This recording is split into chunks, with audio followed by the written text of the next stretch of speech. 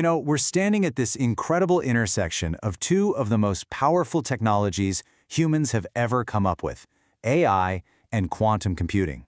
And when they come together, it's not just some academic thought experiment. No, it's actually creating a brand new kind of scientist, one built entirely out of code.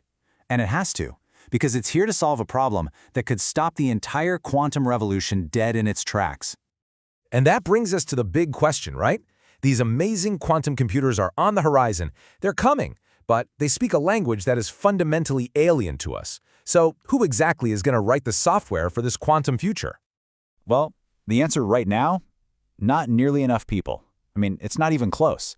McKinsey research lays it out pretty starkly. By 2025, we're looking at less than half of all quantum jobs being filled. This isn't just a small speed bump, it's a massive wall that could halt the whole industry. So let's dig into that. What is the quantum programming problem? Why is it so ridiculously hard to take a totally normal problem, say from finance or logistics, and turn it into something a quantum computer can actually run? And wow, the difference is just night and day. On one hand, you have classical code. It's familiar, it's pretty forgiving. You make a mistake, you find the bug, you fix it. But quantum code? It's exotic. It's incredibly fragile, like the slightest vibration can literally wipe out your entire calculation. And it's probabilistic. You don't just get one right answer. You have to run the program maybe 1,000 times and then take the most common result as your best guess. It's a completely different universe of thinking.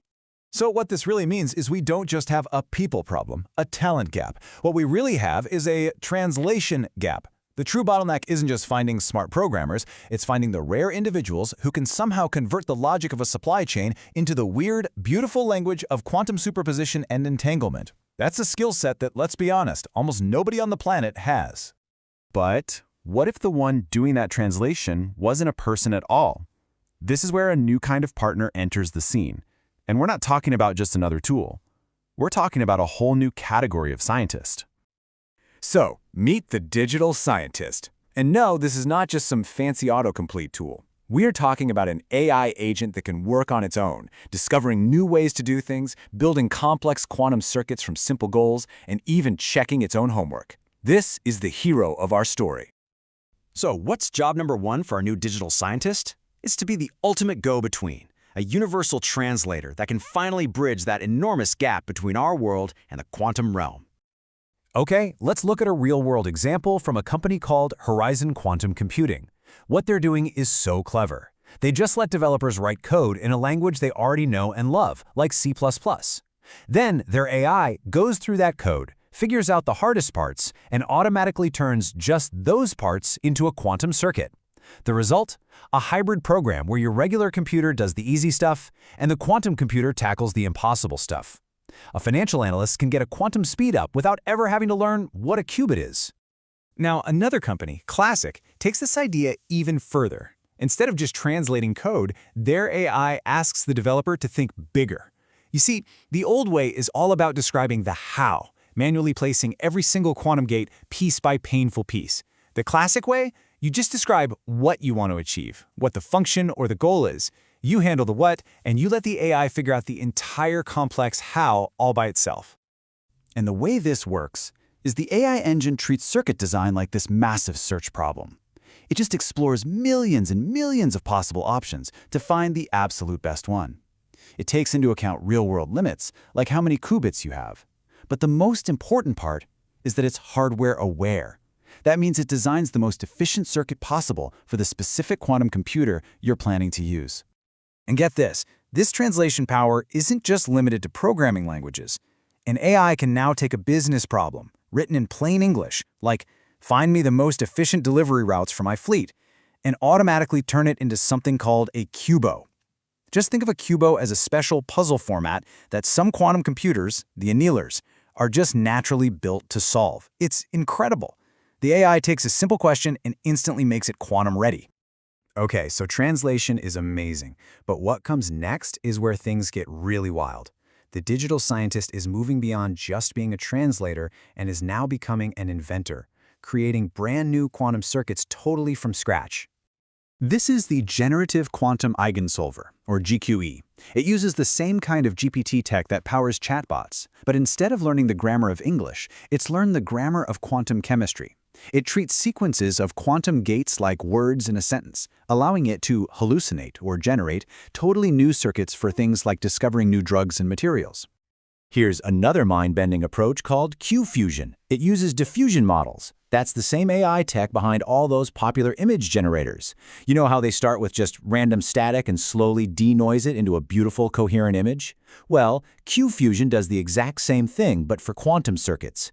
It starts with a random mess and refines it over and over until it becomes a perfect, optimized circuit that solves a real problem. And all of this leads us to the most stunning moment of all. This is the point where the digital scientist graduates from being a helpful assistant to a true pioneer.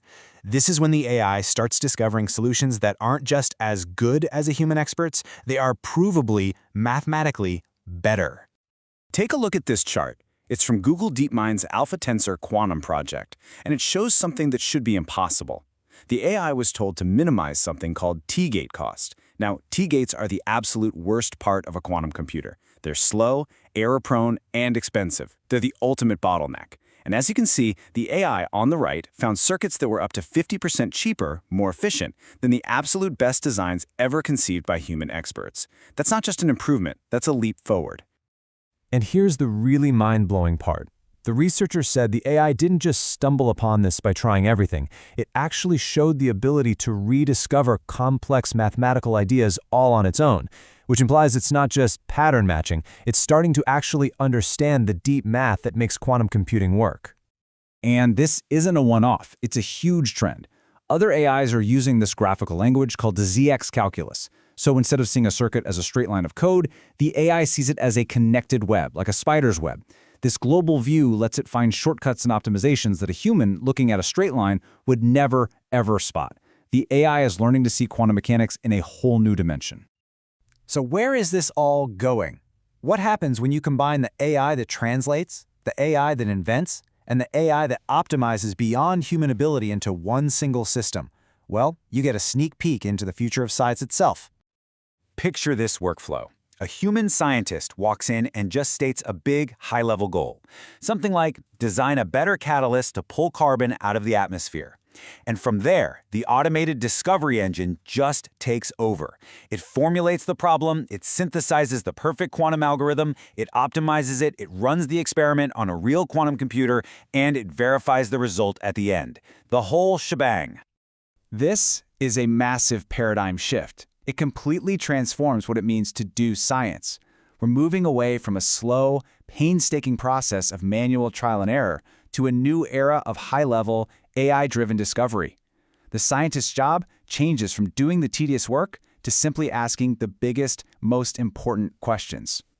Which leaves us with one last, really exciting question to think about. For all of human history, scientific discovery has been bottlenecked by the limits of the human brain. But if our new scientist is digital, if it's tireless, endlessly creative, and can see solutions that are literally invisible to us, what impossible discovery will it make for us next?